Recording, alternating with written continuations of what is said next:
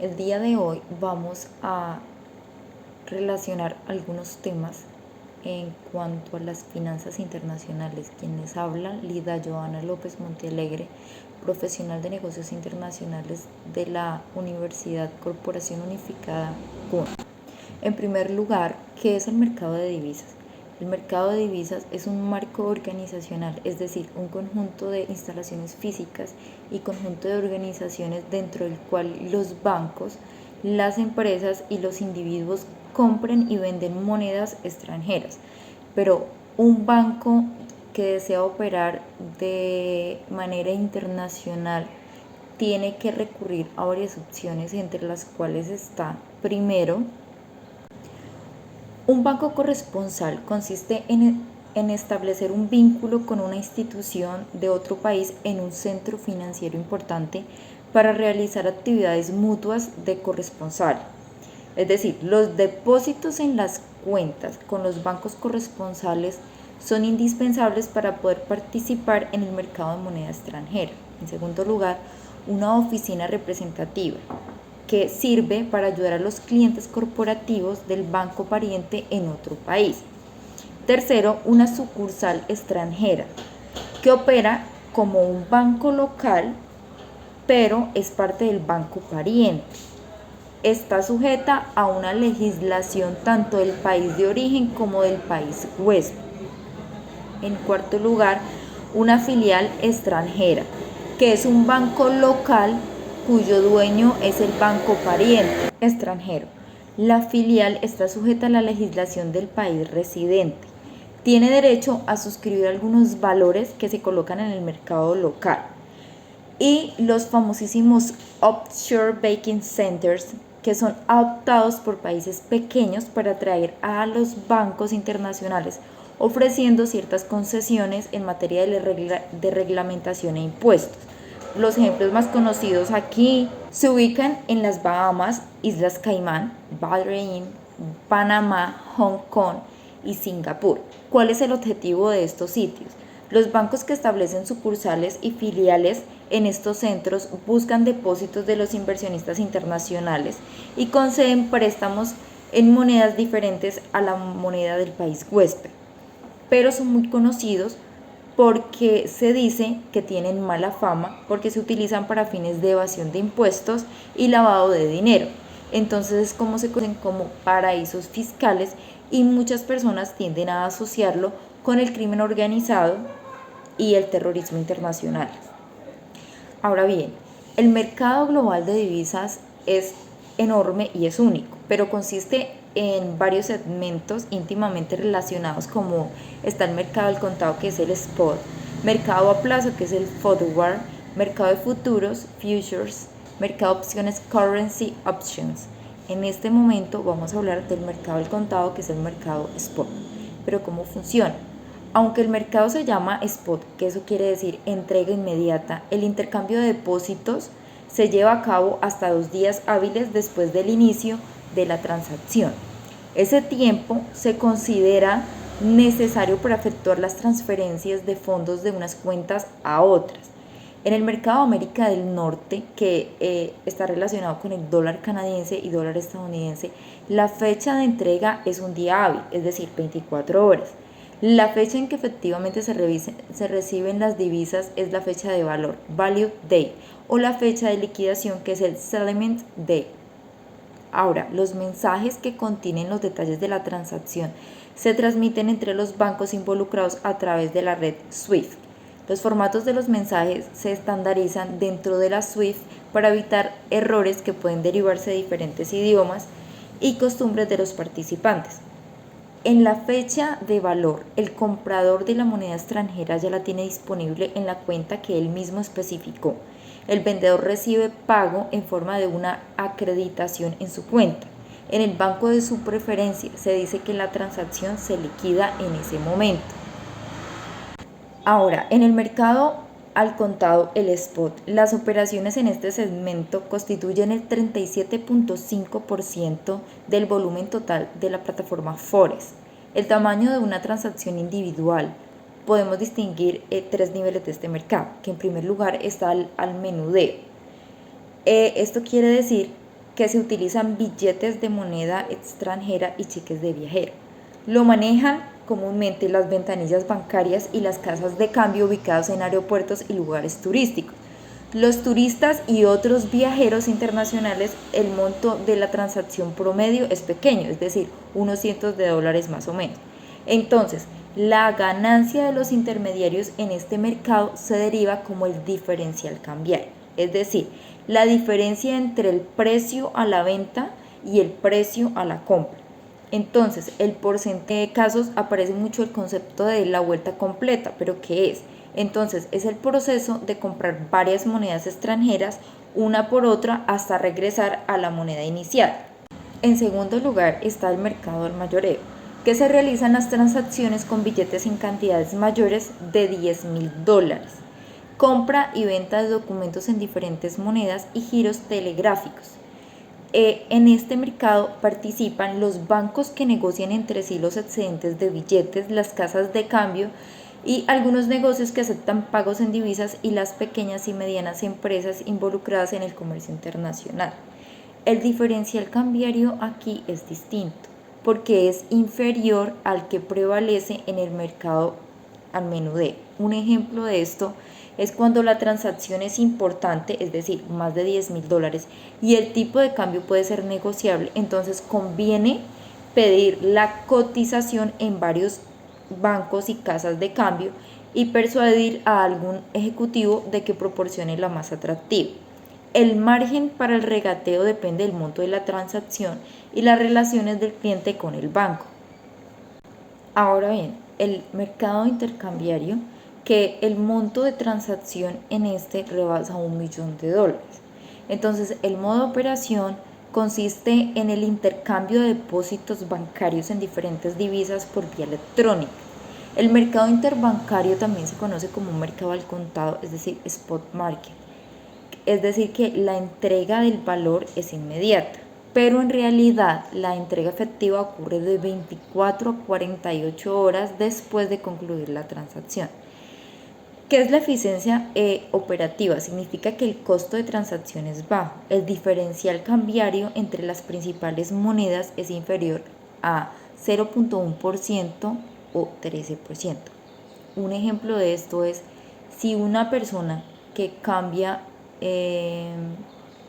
o compra $1,000,000 con euros y al instante regresa a los euros, es decir, da la vuelta completa, pierde menos de $1,000. Los bajos costos de transacción aumentan el volumen de las operaciones y hace que el ajuste de los precios a las cambiantes condiciones del mercado sea continuo y suave.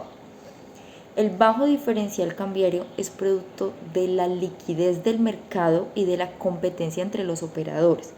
Entonces, si el diferencial aumenta, si la moneda no es objeto de muchas transacciones o si su tipo de cambio es muy volátil. En el mercado tiene dos niveles. El primero de ellos es el mercado interbancario directo, que en el cual se realiza el 85% de las transacciones. Los participantes en el mercado directo son formadores de mercado, es decir, markets, que cotizan entre sí los precios de compra y venta y mantienen una posición en una o varias monedas.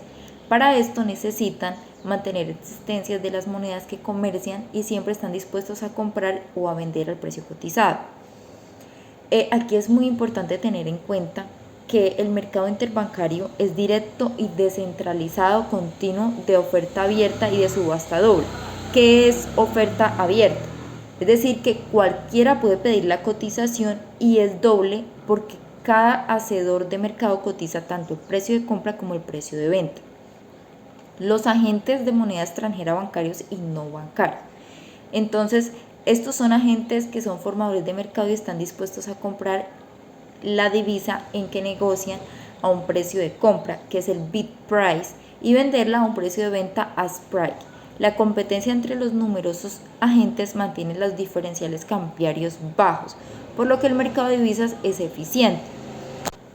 Los clientes no financieros, principalmente las empresas transnacionales y los gobiernos, entran en el mercado de divisas solo si necesitan comprar o vender una divisa específica. no hacen el mercado. Las transacciones entre los bancos y los clientes no financieros ocupan el 5% del volumen total. Y finalmente los bancos centrales, que son estas instituciones, pueden adquirir monedas extranjeras para sí mismas o para sus gobiernos. También tienen la facultad de aumentar o gastar sus reservas internacionales. Pero cuando el Banco Central quiere fortalecer la moneda nacional, lo que hace es que vende la moneda extranjera. Para evitar que la moneda nacional se aprecie de manera exagerada, el Banco Central compra la moneda extranjera. Entonces es así como el mercado intercambiario indirecto, que son los vía corredores, es decir, los brokers.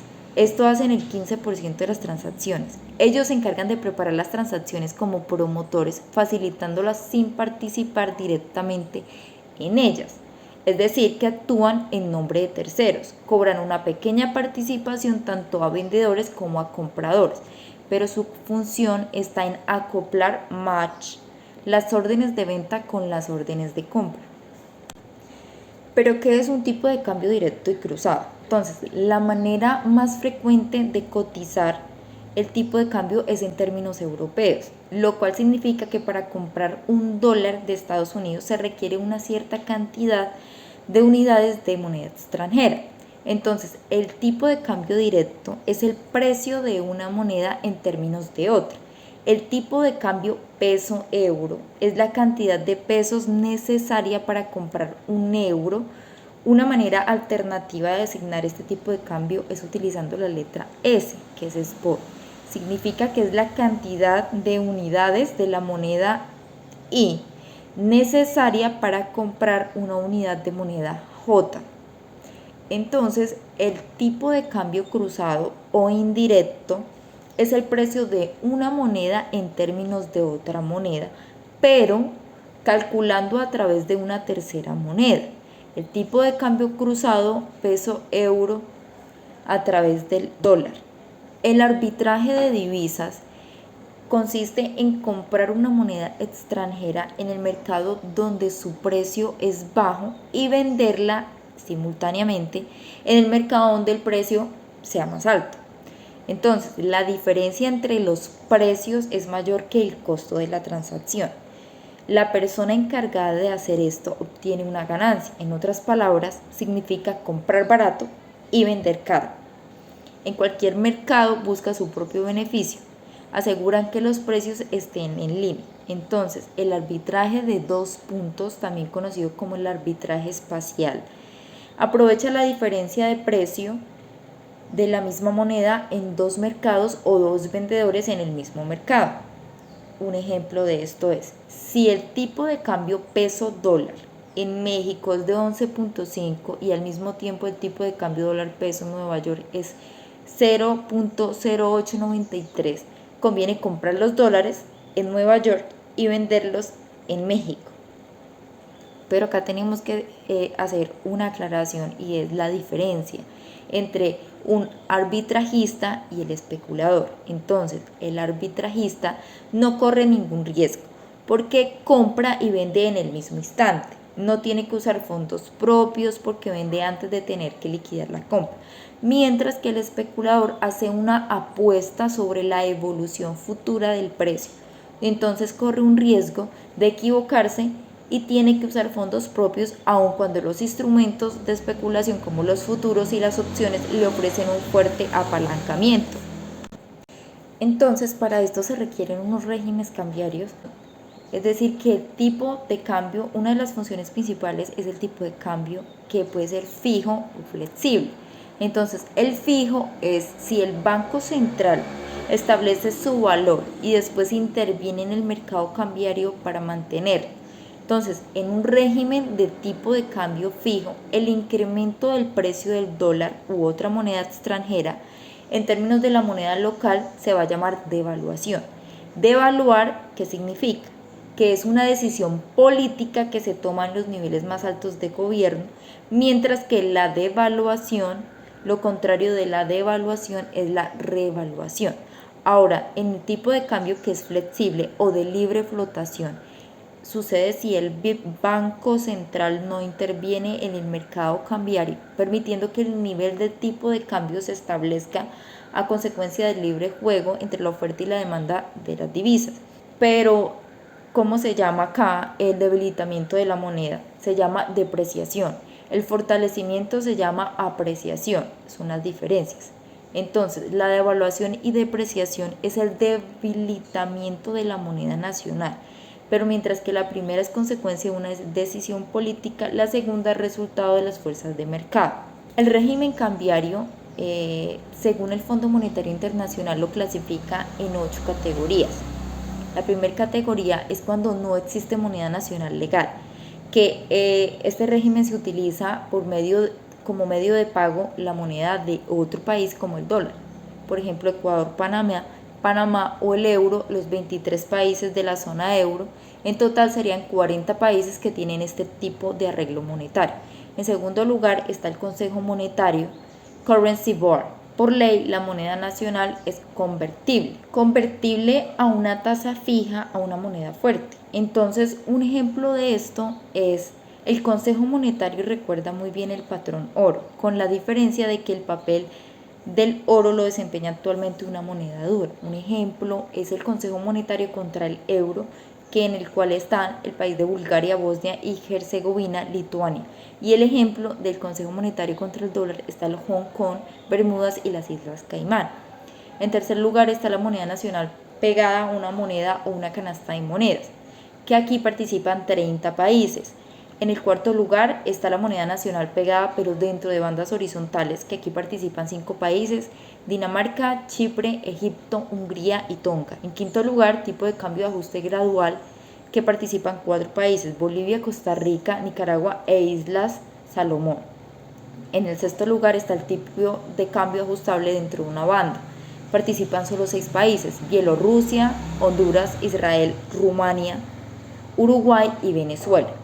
En séptimo lugar está la flotación administrada sin una ruta anunciada, que aquí participan 41 países. Y finalmente la flotación libre, que en este grupo ya incluyen 41 países, entre ellos los más grandes, que está Australia, Brasil, Canadá, Estados Unidos, Japón, México, Reino Unido, entre otros muchos más.